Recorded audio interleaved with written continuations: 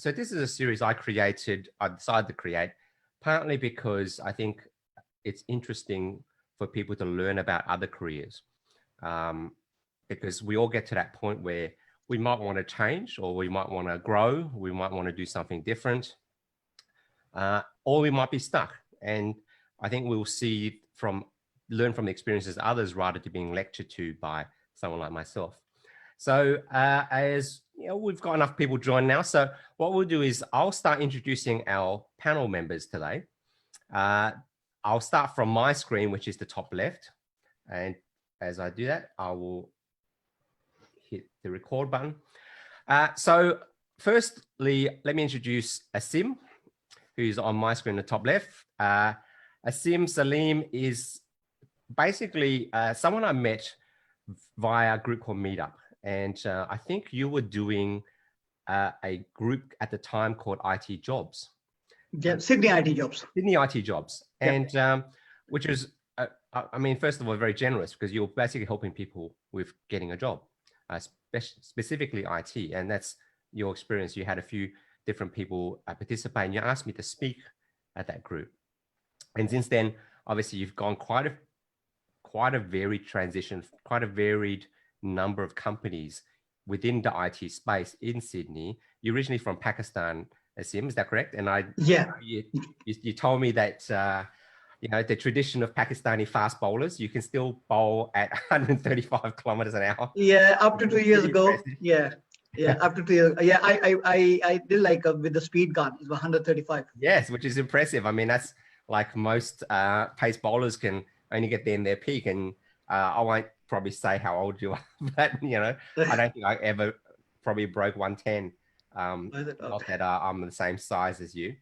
And the second speaker is Gunnar Habitz. Habitz, is that correct, Gunnar? Yes, perfect. And Gunnar and I, we also met at Meetup. In this case, this is my Meetup. And I'll go through that story a little bit, but Gunnar migrated here from Switzerland. He also had been working for Germany. He had been through some career change in Switzerland and came to Australia, initially a holiday, then to study a little bit, and then working. And you've also had, I guess, growth in Australia throughout your career. You started in also IT, but now you're more in sales and actually social media marketing is what you're involved in now for a very large organization called Hootsuite. So what I'll do is I'll start asking, but I'll also I'll try to help get you to introduce how your career went as well, because I know in many ways I would probably just get stuff wrong if I try to read it from your LinkedIn profile, and everyone can look up their LinkedIn profile first. So what I'll do is, Gunnar, we met, I think it was 2016.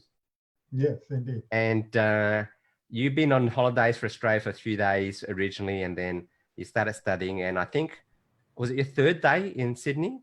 You decided to, on your birthday, reward yourself by turning up to my meetup on a Sunday afternoon. Probably the worst timing for any sort of event such as this. I don't remember exact topic, but I suspect it was around the job area, because I think I've done like 200-300 seminars or those meetups as well, and I haven't. The topics vary. So there's a lot of questions we can ask. I think after that you went on and got a job as well, started your career in Australia. Just recently, you wrote a book. Your second book, I guess, in the professional space, but you had quite a few books previously, which we'll maybe just touch on quickly as well. So we can ask, a lot of questions like, what made you decide to come to Australia? How did you get that next job? What made you, were there any major decisions you changed? Obviously, you've got the background there, which is, Sydney Harbour, which is beautiful. But I think the most important question, the most pressing question that I have is in that meetup, was I any good?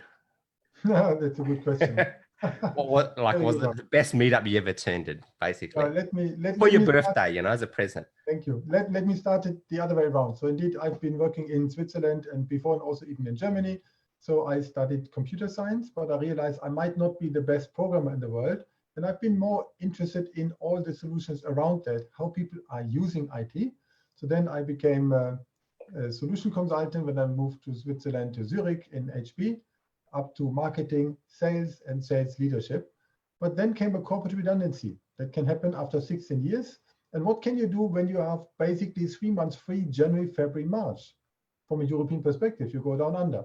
So then my wife and me, we went for 3 months to New Zealand, and that included a cruise to go to Sydney. And when you see Sydney in a different way, like this one here, how can you not like it? So arriving by ship in Sydney for a couple of days, going back home and thought, we like the lifestyle in Down Under. We studied English 20 years ago anyway. So then what about attending a leadership training? Because I didn't have a formal one. And then this was 2 months long. And then the first 3 days I came and attended your meetup because I thought, how can I make that happen? A potential career change. Because despite speaking some English with accent, life is somewhat different. So I needed to learn how a CV looks like. And that exactly was your help. You asked for a volunteer. So then I showed my Swiss style of CV, which of course included things that here you would never show, like pictures and so on. And you helped me to get started to land the first interviews. Thanks for that. Well, good. So the answer is yes, it was a really good meetup because I was good. Yeah, very useful, very useful. And I recognize already your passion for the color pink with the pink. Oh, well, I thought I vary it because I tend to have I've had pink and blue. I've had, and I didn't want to look like I dressed the same every time. But given the situation, I didn't want it to look too informal. But yes, I think a pink is sort of, I won't say it's, I don't want to indicate any preferences, but it's not a bad color, I find. So Gunnar, it was great to meet you. And I think one point was, you mentioned that you had a photo, and in Europe, everybody has a photo on their resume, don't they? And it's almost, in US, in Canada, for example, it's a no-no. They can't even look at your resume because of potential discrimination laws. Whereas Europe, it's a lot more open. In Australia, we sort of got a slightly British style, so it's not completely American influence. Our resumes tend to be a little bit longer as well. So it's not. I often will put a picture. Look, if you don't look bad, you look like you dress well and you have the right smile, and your resume is going directly to someone specific, I wouldn't be inclined not to include it. They can always choose to delete it or not if they forwarded it on. And I think that's something people need to be aware of. Your resume is a marketing document, isn't it? It's there to market you. It's not a boring book someone's supposed to read. And in that sense, when you mention marketing document, it should work for that market. So therefore, I appreciated your help back then. And then I landed a range of interviews. Took a while, had to go back to Switzerland, but then out of Skype, I got then the right position and moved over. And I got even a sponsorship visa within only 11 days. Wow, there you go. So those people complaining about, oh, no local experience and no visa, it can be done. So, you really have to market yourself well. And you have to be able to obviously communicate well. Now, Sim, we're going to get to you. IT jobs, what motivated you to start Sydney IT Jobs? I know that you had, I guess, an IT background, obviously. You came originally from Pakistan. You worked mostly Pakistan, or did you work other places as well?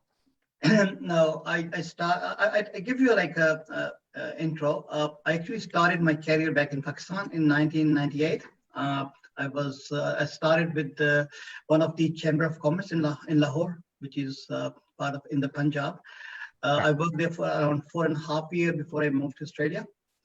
So when I came Australia in 2002. So what I found, there are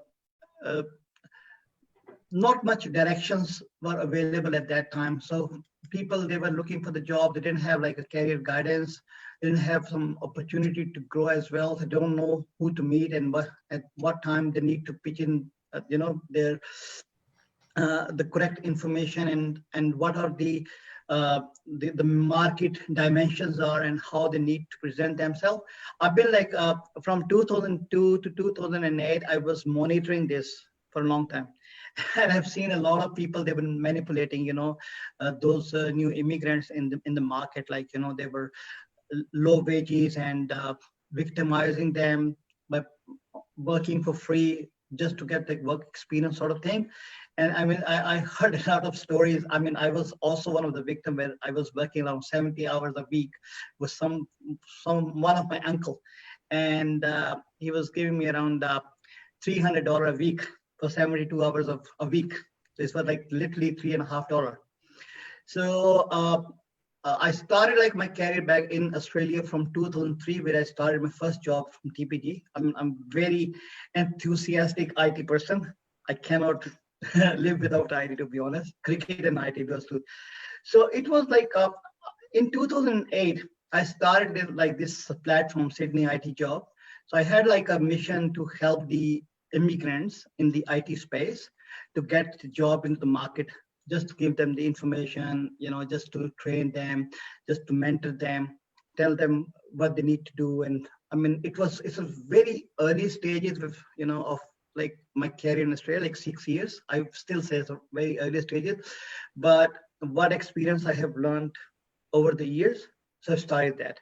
So it's basically helping them to, checking their resume, if make sure like they're aligned with the market, they have skill set for the market, and just to give them the understanding if they're not getting into the first job in the market, like what are the constraints? Because at that time, there was a rumors in the market and perception, like whoever is coming from specifically in the region from Asia, South Asia, they're having a lot of job problems. So it was because the market segment didn't realize, like, how many talented IT professionals from these countries they're the market, because they were working from different areas. Like they were driving taxi, they're working for security company, they're working for some small, food businesses. So I started like, helping grooming them to just get their mindset aligned to the market and telling them why they're not getting the job. So that was the mission initially to start with Sydney IT Job. And my first like 7 years with this forum was very, very difficult, because I was arranging a meetup and I was the only one who was sitting there, and people, they were not even turning up. So, I mean, I remember like I had my 10th anniversary on that day, and I arranged a meetup for like 21 people. And I waited for 1.5 hours and nobody turned up. So I was the only one who was sitting there. But still, I didn't like lose any hope. So I was keep doing it. And then eventually my platform has grown a lot. So now we have from Facebook and LinkedIn and Telegram, we have around 5,000 people there. Which is impressive. And most people don't realize that this is not uncommon. Most people would start a meetup group, and maybe you've attended a lot of meetups too, Gunnar, and I've actually owned a few. Most people start, and then 6 months later they're gone. The first one they might have 12 people, and then the next one they have 5, and then few people turn up, and before you know it, their meetup disappears off the face of the earth, or someone takes it over. Yeah, I think I had a similar thing for like 5-6 years where I was the only one. But one, actually, I started put up my meetup on the meetup.com. I think it's around 2013 onward, and I started with like 2 people, and eventually by 2017, I was consistently having around 35 to 40 people coming there. Yes. And every time we're presenting like a new topic and giving them the incentive to come there. So it was very helpful for people as well. And I think it's sort of a lesson in I guess marketing too. If you don't do something which works, you have to change something.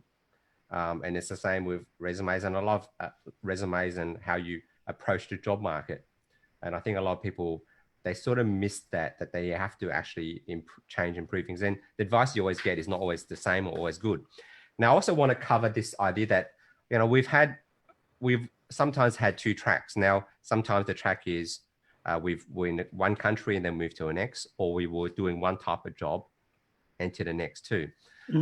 So also, Gunnar, you've experienced that obviously from being overseas, and starting and being a tour guide. I love your books. How many books have you got on as a tour of the city book? How many books have you got published there? 17 over there, or 18 over there, plus 2 books here in Australia. Okay, so you've published 18 books on travel. Yes. On the side of doing your job, is that right? Yes. And being a tour guide on the side. So obviously that's a little bit like you like being with people. You like enjoying people. So I think you've also had the IT track, and you've changed to, I guess, the sales. Mm-hmm. And even in sales, you've worked in different organizations too. So if I look through your background again, I'll just sort of look it up. So obviously you were in Switzerland for quite a while. So also tell us about that redundancy, because I think obviously it's relevant now with obviously COVID. And I've experienced it myself, I think 2 or 3 times actually, redundancy, where you've worked, let's say, in a fairly stable, fairly senior position, and then you get let go. And it can be difficult for people to recover from that, especially if they attain a fairly senior position. Now, people starting out made redundant, probably not such a big deal.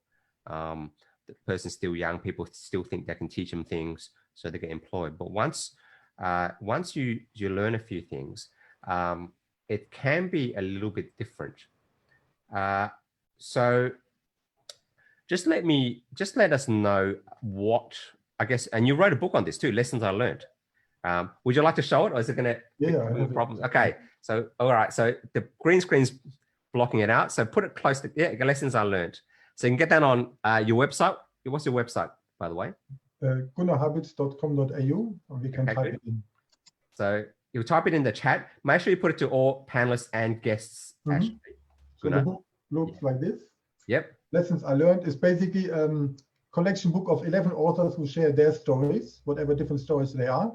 And inside that story, I wrote one piece which I called From Laid Off to Paid Off, which is basically exactly the story that I have.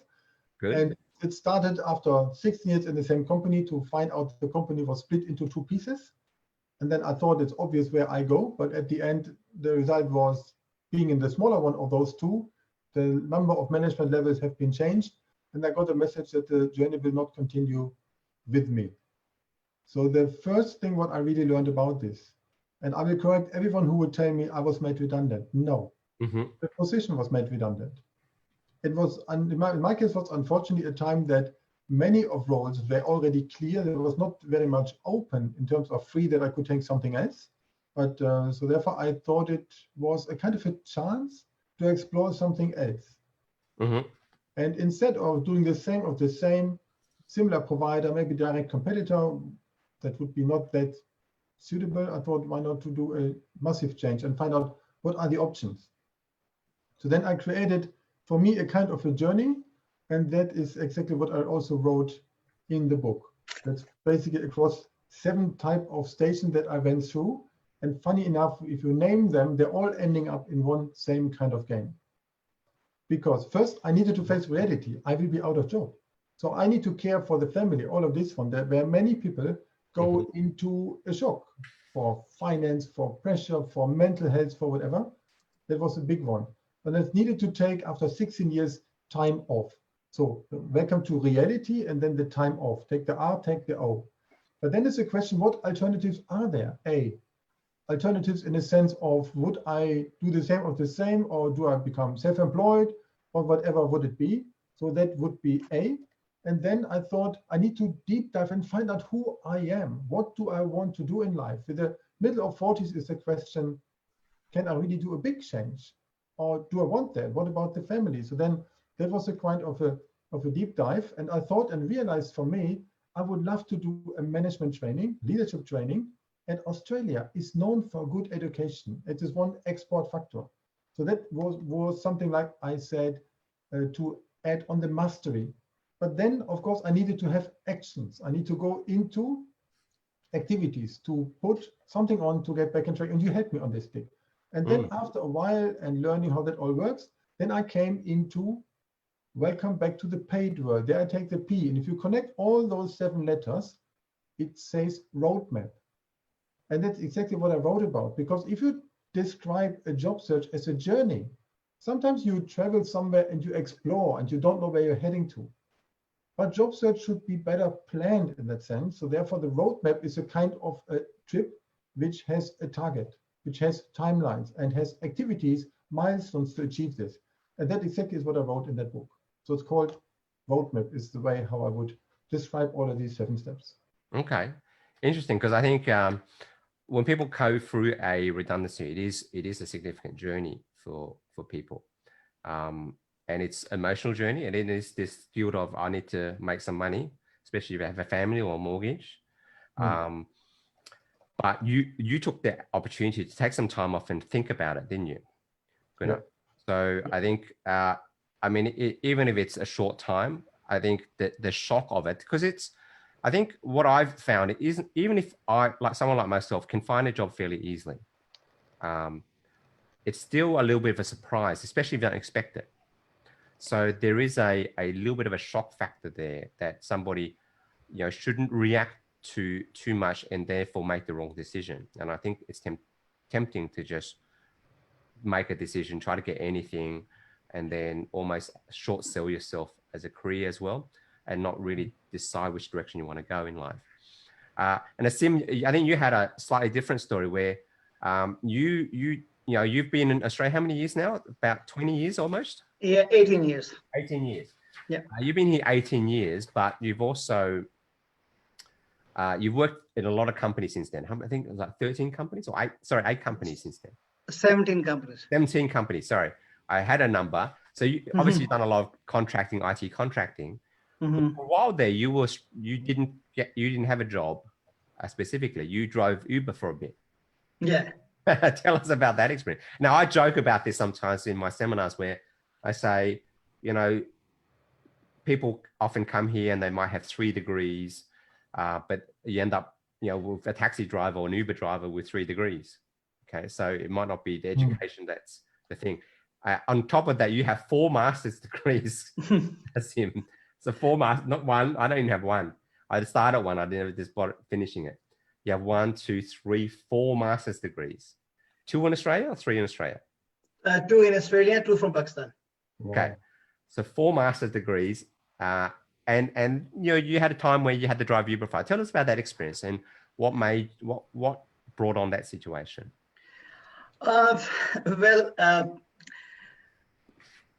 In 2017, I lost my job with GE. So that was the time when I was in the transition from mid-management to the senior manager roles.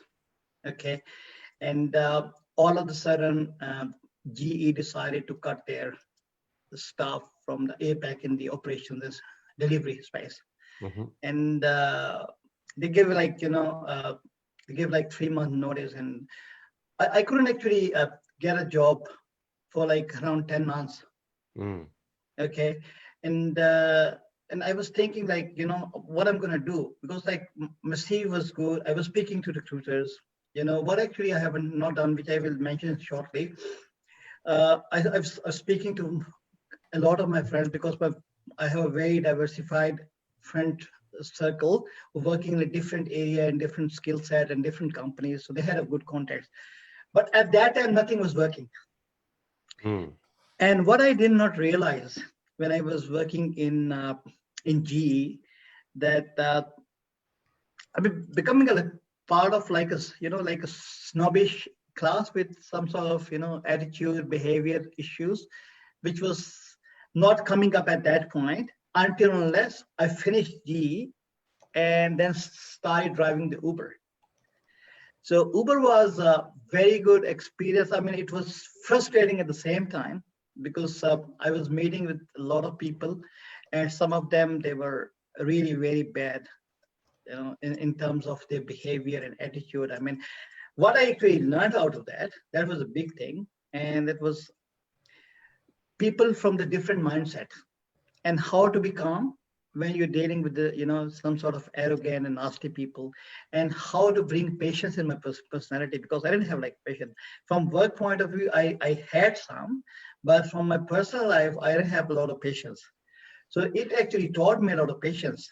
And then other thing which I understood, like when I was in my management position, so I was not growing exponentially. I was stagnant there. The reason I have worked in the 17 company, the 18 years, this is one of the same reason. I work mostly like in the technical space, technical support, system administration, but in all operation space, not the project in space. When you work in the operation space, in 6 months to 12 months, you have a learning time. If it is a small organization, after 12 months, you get bored because you're doing the similar thing again and again.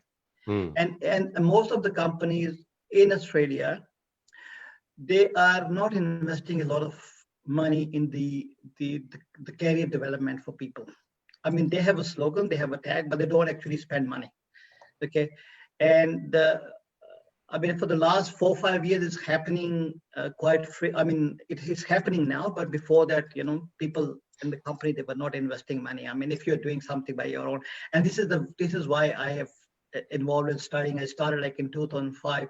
I realized if I'm not going to study, I'm not going to have my excel in my career. So I studied 7-year state from 2005 to 2012, and it did 2 degrees. And with my full-time job, and I was working in the operations as well. So I was on call as well. Usually I was starting around 6 o'clock, 6:30 in the morning. So you were studying, working, yeah, same time. Yeah, and doing my assignments. Yeah, and I was running this platform as well. Like it's not in depth when we say like, but I was running this one. So I was doing 3 things. Plus, I'm a very socialization person. So I love to meet people. So I was going out. I was playing cricket. So I was doing like 4 or 5 things at the same time, and there, Cricket takes all day. I've done it a few seasons. Yeah. It usually start around 12:30 and go till 6 o'clock.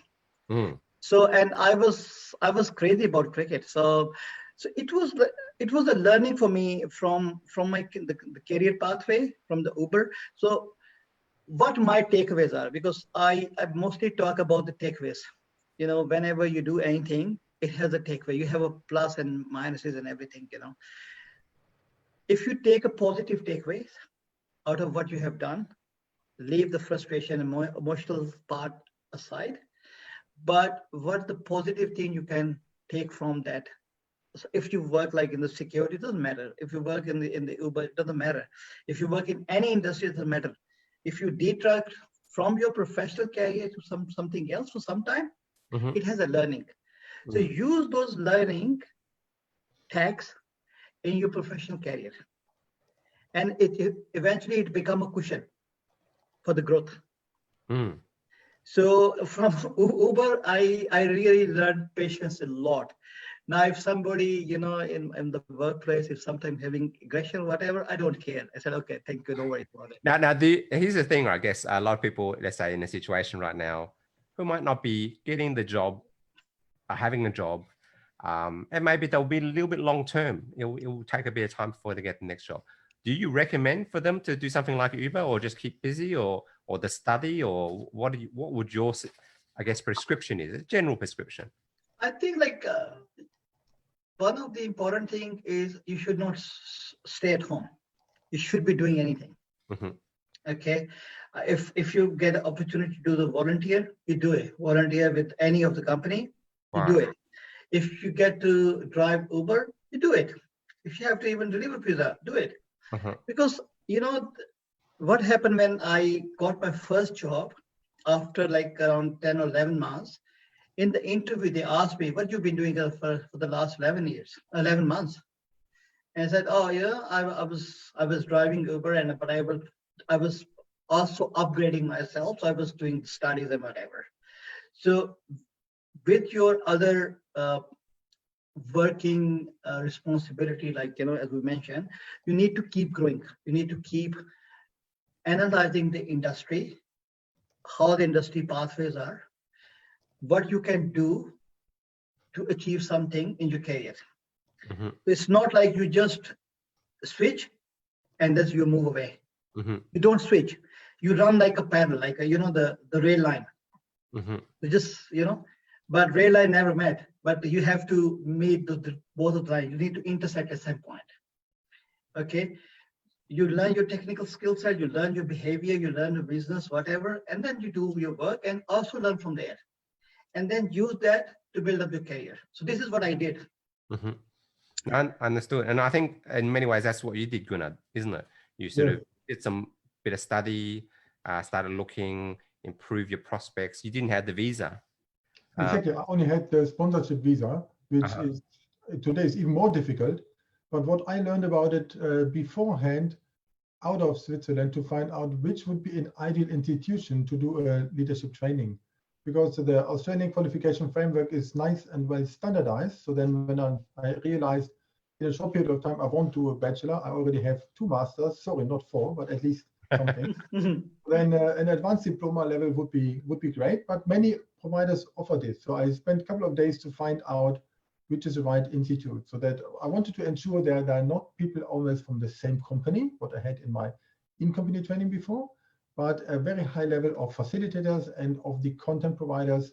And I thought that if I go to an institute which also runs the skills assessment for the government for leadership jobs, then their training must be good. And that exactly was the case. And actually it was placed here, Circular Quay. Okay, good. This Yeah. is the place where my whole role started. So I really love that. That was the Australian Institute of Management. And there later I also, after I've done, and actually I could run the assessment for this advanced diploma, either retrospective of my last company or already inside the new company. It was a fantastic way. And still I had on even my birthday this year, where also you came, thanks for that. No worries. Also some of the facilitators from my time when I started 4 years ago also attended. That was great. Fantastic, fantastic. Yeah, so building up networks as well. Now, just letting people know, if they want to ask any questions, there's a Q&A box down the bottom of the screen. There's a chat box and a Q&A box. So what I suggest is if you want to type in a question, type in the Q&A box. Our panel members will see it and we can actively answer it. We're sort of halfway through our session today. So what I might do is, we've touched upon this. We've got a lot of people out there looking for work, looking to change careers. So let's touch on those 2 areas, changing careers. Some people don't know what they want to do. They just know that they don't want to do what they're doing now. Not sure if any of you 2 have experienced that, but they don't want to do what they're doing now. And I've must admit, I've experienced that too. So they want to do something different, but obviously they've got obligations, such financial obligations, family obligations.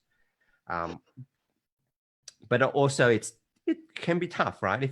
If a job description requires this and you want to change, and that's maybe a similar level to what you were, but completely different perceived skill set, so Gunnar, you went from systems to marketing and sales. How would you recommend, and maybe this is something that you've experienced yourself, or, I assume you've dealt with a lot of IT people. So IT can be quite specific as well, in what you learn. How does one change directions like that? What do you recommend they do?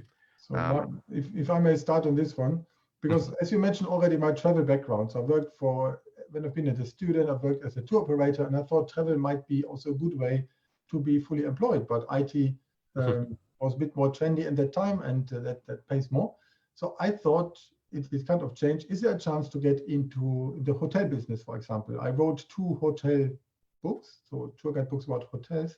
I've been spending 90 days or 90 nights actually per year in hotels due to business travels in Europe. So I had certain view on this one, but I realized a career into the hospitality sector would not necessarily be that lucrative for me. And I had the chance to meet many people here when I came to Australia with strategic networking to elaborate. Does it make sense to move?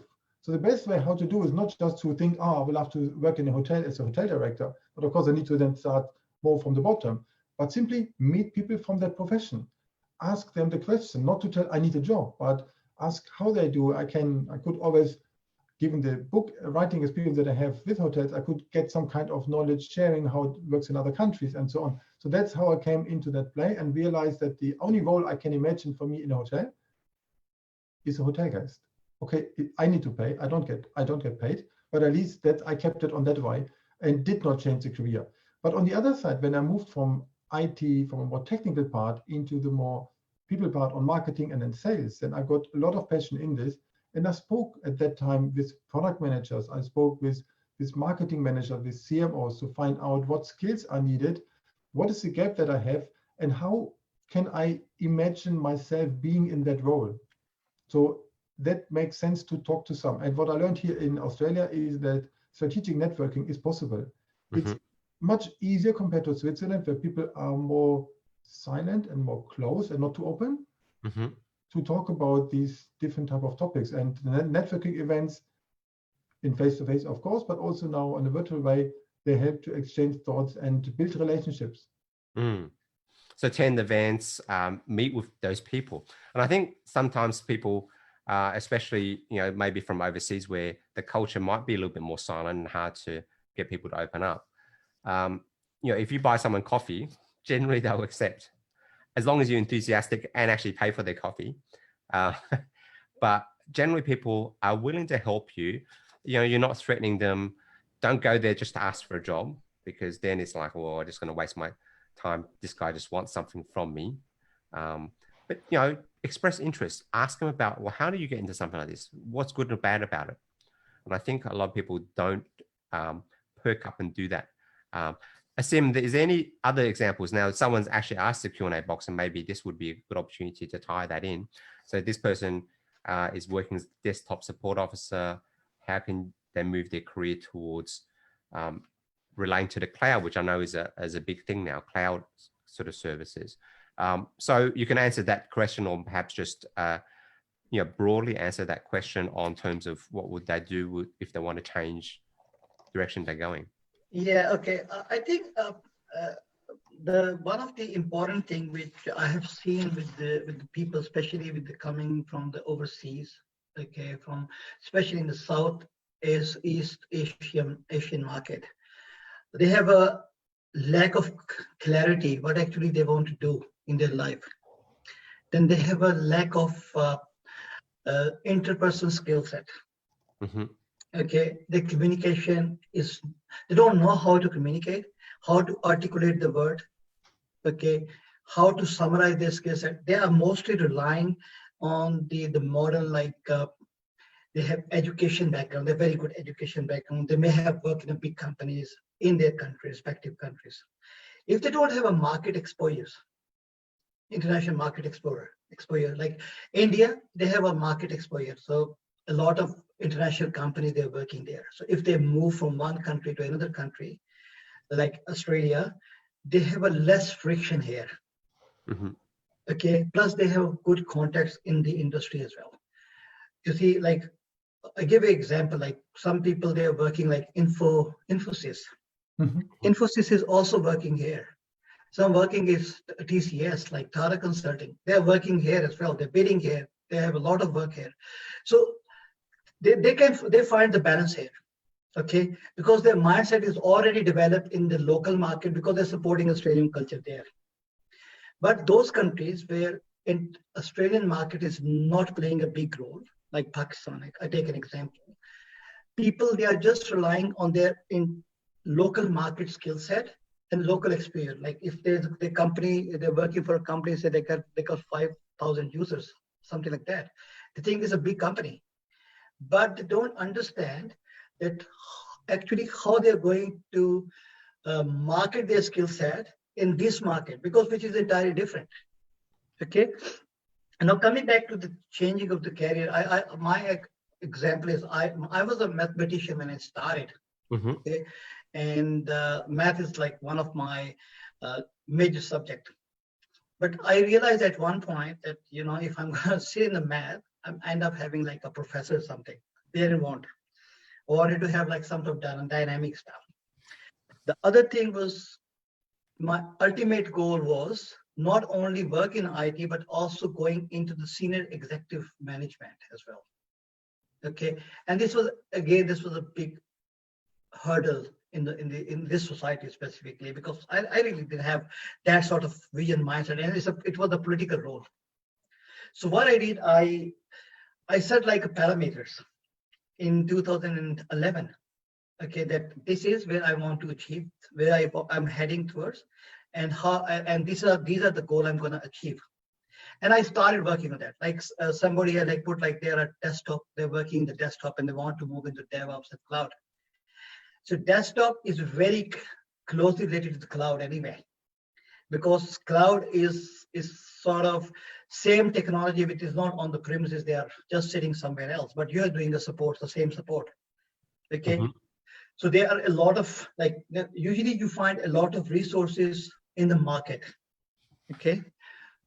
When I wanted to move into the leadership space, I started reading the leadership, what the leadership is, what their key deliverables are, what are the communication styles is, okay, and what sort of like qualification is required, and then how to do like a collaborative culture and how to excel in the collaborative culture. So it's like a shift of a mindset. It's changing, you know. You need to keep changing your mindset and start as Gunnar advised, like, you know, you need to have a very clear head where you want to head in the next 10 years.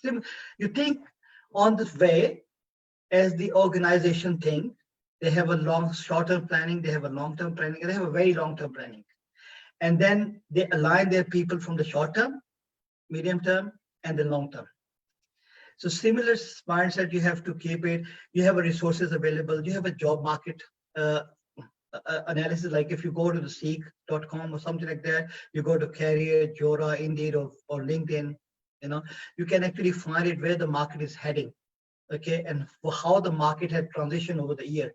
You can see like some sort of different the forums, like a security forums. And I think something that Gunnar's mentioned, just answering that question, he's typed it in, is you can write about the topics, but also on the side there you can research the topic too. So become educated on that area. Where is the market going? So you talked about that. But one thing I've actually found is, if I want to look like I'm an expert in an area and maybe I've had a bit of expertise that's scattered around, I might write a topic, write an article. Mm-hmm. You can research it and write about it. And then I would sometimes put that link in there. Say, look, I wrote an article here on this topic. So how many people would actually do that, Risi? And sometimes people forget the power of print. The fact that you wrote something about it sort of automatically defaults you as an expert. The fact that you got a degree on it doesn't actually make you an expert. They actually perceive perhaps that you've written something, the market has perceived you an expert more than a degree would have told you. Because most people have degrees already, right? And they may have not found that the degree was completely practical. So that was also my thought. So I noticed that Gunnar's answered that directly as well as typing it in. I think it's worth demonstrating. As a little bit of a story is a friend of mine who had no degree, wanted to get in the corporate world, thought he'd be interested in project management, started turning up to meetups on Agile and Scrum, which is the newer project management methodology. He just started turning up, didn't know the lingo, just started meeting people, and then started talking to people. And then when he felt like he got into a bind that he didn't really understand, he couldn't answer, then he just sort of, didn't really take part in that conversation, went and learned about it, came back, started his own meetup on Scrum and Agile. And by doing that, sort of positioned themselves as expert, and then got work with large companies, became the coaches of that area too, and is now working in the UK, doing the same thing there, getting probably paid a lot of money to do that from no degree, position themselves as an expert by learning about it, turning up to things, starting his own thing, initiating something as well. I want to touch on this second part is what, we've got a situation now where a lot of people are unemployed, going to be unemployed. Both of you guys have been through, I guess, either period of redundancy or period where, you've struggled to find a sort of job. I think you mentioned something similar about not staying home, doing other things. If we're going to, let's say we try to address this systematically, What are the steps that people should take to sort of get out of this now? Now that things are opening up, they can actually go out. What are the steps that people could take now? A lot of stuff is gone online as well. There is quite a few opportunities online. What do you recommend as the steps from someone right now, practically, to get into a job where the demand might be low and the supply high? So they may take them a little while. It may require a few more things. What would you suggest that these guys do? I'll start with you, Gunnar. So first of all, the fact that we have this pandemic doesn't mean there are no jobs. So I've been happy and lucky that I started actually on early April in my new role with 3 new starters overall, and we still have 1 open position. So that is possible. It indeed is possible. And I see other people in my network somehow who are moving in between. But it's not necessarily the old traditional way of just applying for jobs and waiting what's going on. So that might only work for 20% of the cases. It will be rather to take a strategic approach in terms of networking. If I would like to go in a certain area, let's say in my case, I would go into cybersecurity, for example. One side is a knowledge game, so that I find out what can I learn about it. The other thing is to find out where are Meetup or other events, where are people that I can see and meet virtually and have one-on-ones with them to find out what's going on. LinkedIn is a perfect choice for this one to see what people are talking about, or even Twitter. So find out what's going on in that space, what type of vendors are there, which one is hiring, and with that information connect with some of those or in the whole ecosystem to ensure that we can learn about potential opportunities. Either they are visible in terms of open headcount, or otherwise they might not be open yet. But it's a lot about the networking approach, but from a very strategic point of view. That is, I think, it's a critical one. Okay, good. Asim, any of your thoughts, what people could do right now? What steps could they make right now to sort of get themselves ready for the next job? I think this is the best time. I got like few calls from some of the the candidate. I advertised few positions recently, which came from my organization and some other people. So the jobs are coming up now. The best time in this period when there are people they are confined into one area, they need to do a bit more research on the market, okay, and see like what sort of the market dimensions are, and they need to be very honest with themselves, okay, that are they really want to approach in that direction. I mean, it's not like something which we have, they need to go and start just thinking and pitching it out. They just take time to think about them, what exactly they need out of their career. There's a lot of platforms are available for training. So I mean, I would recommend if you are not doing anything and you are hunting for the job, so this is the best time where you can do a training. You have a platform like a Pluralsight, you have a Udemy, you have a LinkedIn Learning, you have an INA, you have multiple platforms there. But you need to define what sort of career path you're looking for. Are you looking to move into the DevOps? You're looking to the cloud security. You're looking for a system administrator part of it. Or you're looking in the networks area. So all these areas, they are very diversified area, okay? They need a technical skill set. They need a business skill set. They need a functional skill set, okay? Students who are coming out of the universities, they are the one who are the most victimized of the industry, because they don't get the opportunity to move into the industry. For them is to, as soon as they are out of the university or while they're still studying, they start thinking about like what they're going to do in their life, okay, in the next 4 or 5 years. As Gunnar mentioned, I mean, they need to go and attend the meetups. There are maybe virtual meetups there. Just check like few vendor sites, okay, like Cisco, Juniper, okay, some other vendors in the market like Microsoft. They got a plenty of free trainings are available, okay. Do that.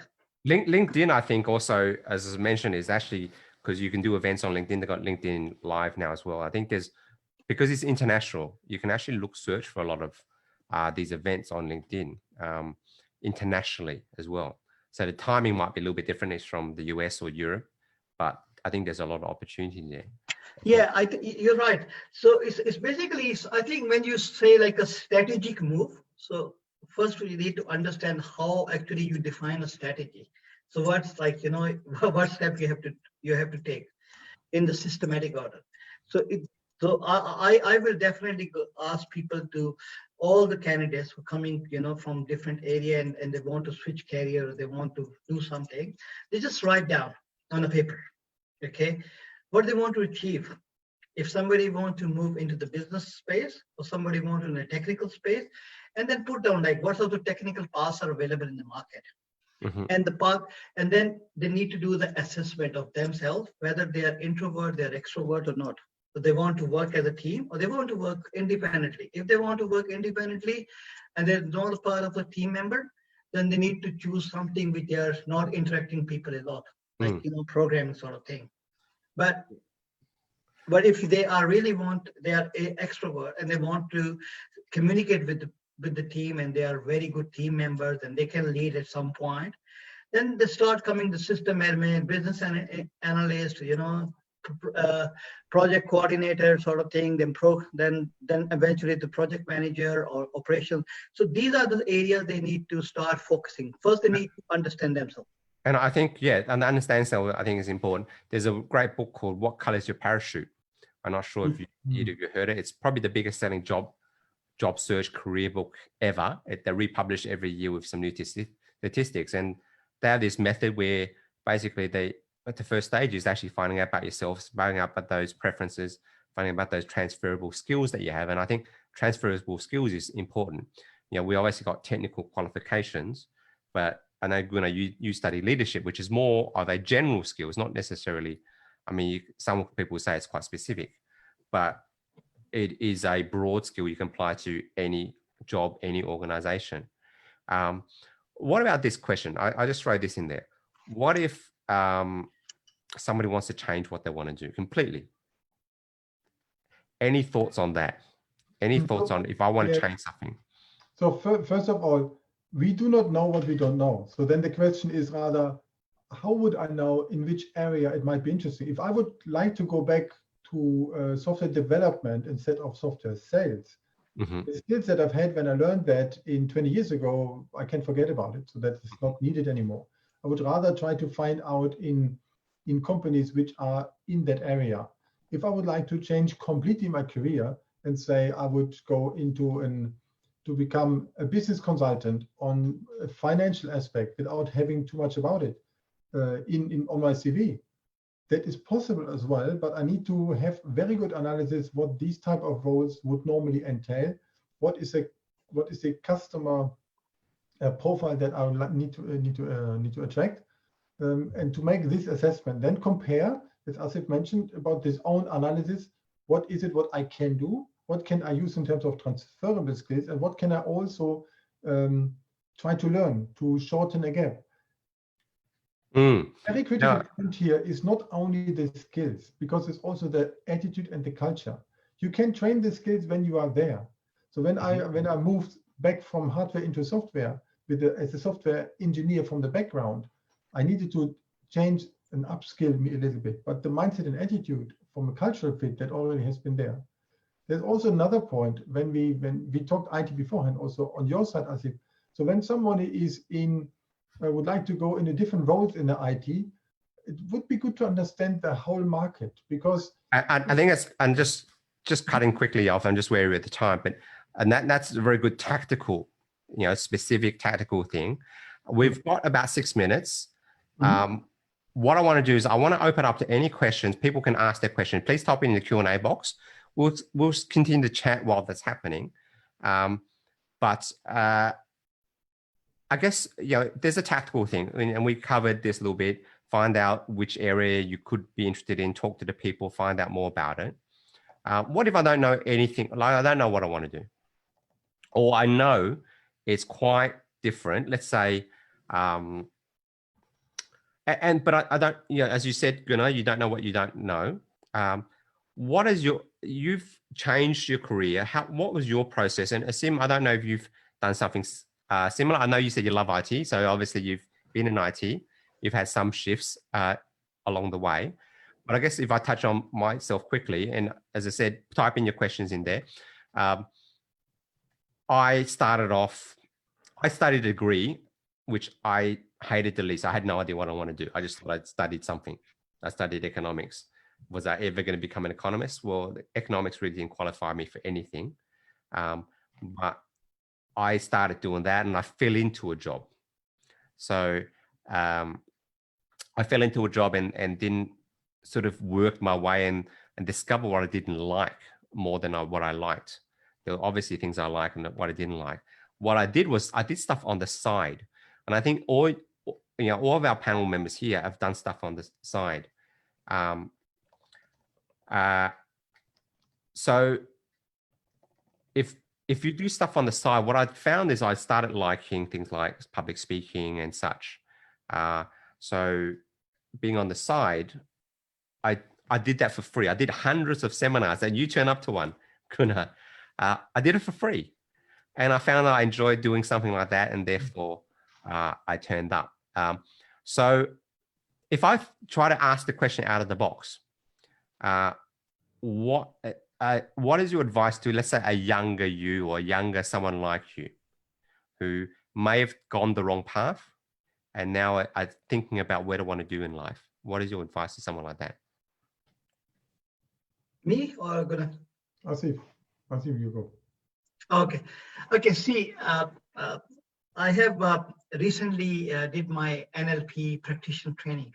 Okay, and what actually I learned from the organization, they are most of the time it's not wrong, because in everything what you do, you are learning. Okay, see, if you are, the only thing is how big U-turn you have to make to get to the correct path. Mm-hmm. Okay, so but you are learning on that path as well. Say if I am I'm a programmer, and I want to move into the network, and then went to in the programming path and spent a couple of years, then I realized it. That I'm not a programmer person. I was supposed to go some this way.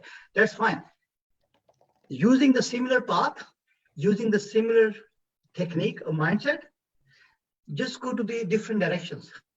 Because the industry baselines, they're the same. They never changes. The technical aspects change, but the behavior, or we say like a soft areas, they don't change. So they are the similar. Mm. So, I mean, if you have one technical skill set for one profession, and you need a second technical skill set for the other profession, you go by the technical skill set, but with the behavior aspect, you just keep it there. You just, whatever you learn, you just put it in your side, and then start learning on the technical skill set. So if you have spent more time in something which you didn't want to do it, you have not lost time. You're not on the wrong path. So you need to clear up your mind, because you learned a lot of things out of that. So one of my CIO, and which I have worked with recently, and he was telling me these things. They were mentoring, no right and wrong answers or something like that. You need to go like facts and figures. You need to understand what sort of the details, the technical and non-technical details are. So because you're changing a technical path, you're not changing a behavior path. So it's staying there. So that's why the soft skills are very important, because soft skill can be deployed in any of the profession you do. As Gunnar said, you can learn technical skill set from one profession to another one. But if you're not having a technical skill set, the behavior skill set, which is the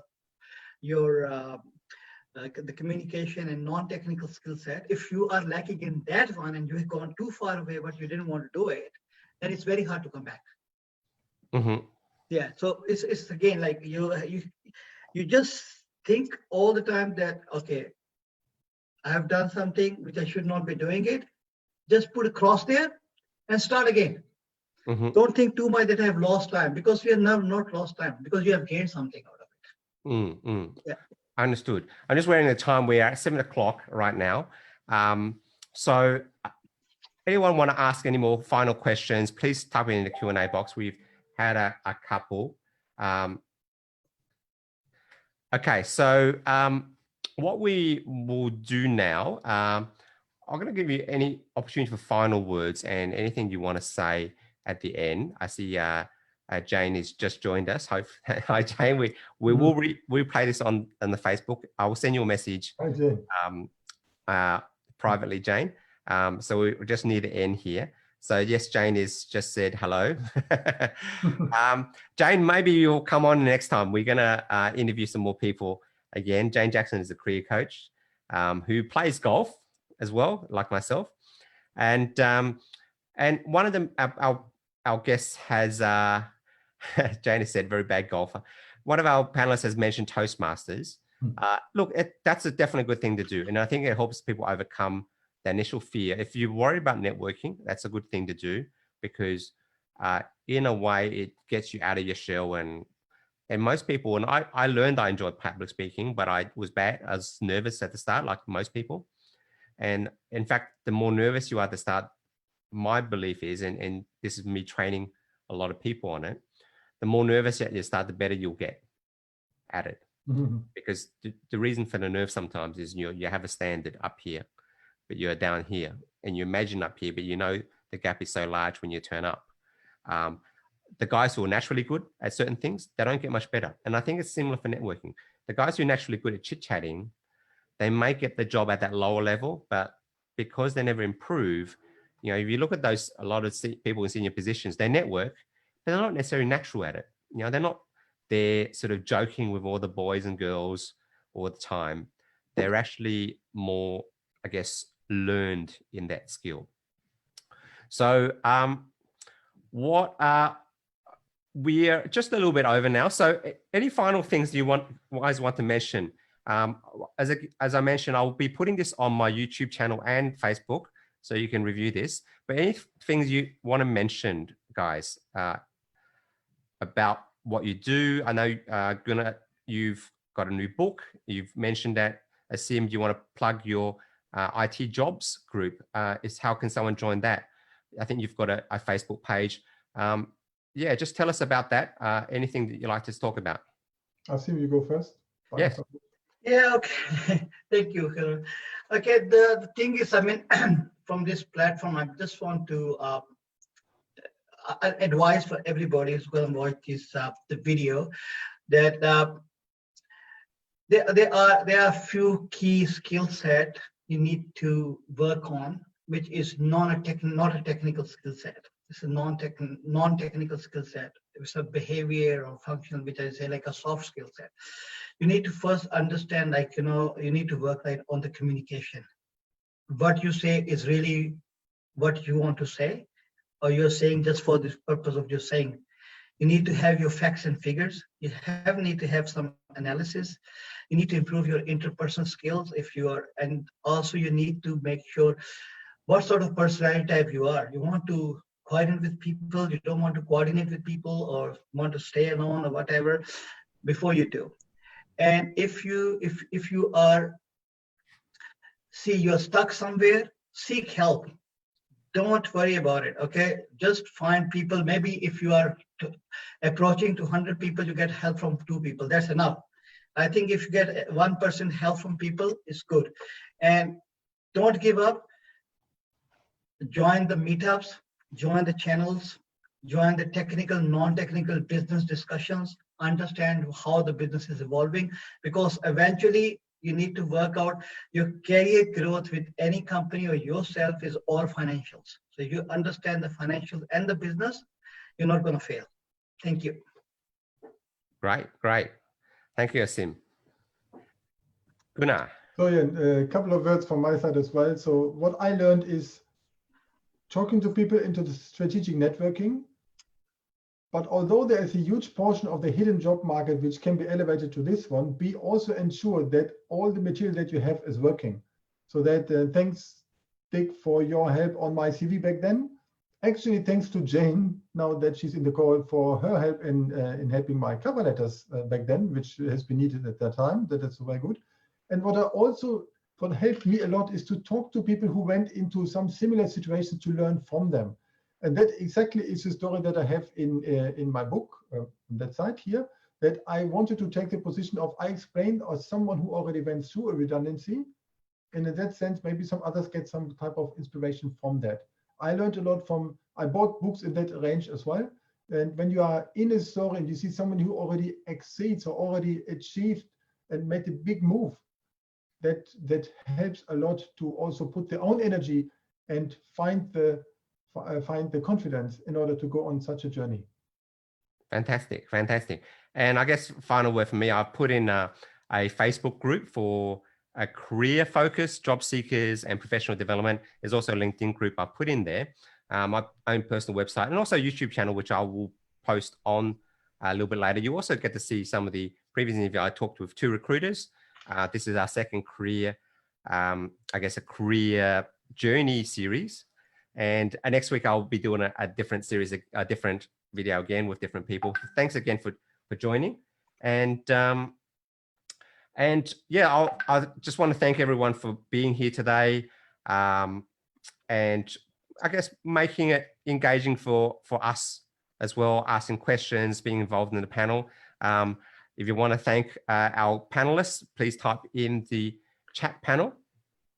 And next Tuesday, it could be Wednesday, I will have another series. I'll probably speak to a recruiter next. So we have another recruiter lined up to speak to people, answer your questions. If you'd like to ask questions in advance, please do so as well. And I'll leave that chat box up until we finish broadcasting. So thank you again, Sim.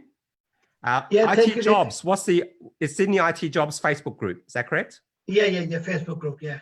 Cool. And so we have like it is also on the Telegram as well. It's Telegram, Facebook, LinkedIn. So Telegram, if you look up, there's an app called Telegram, which is like messaging.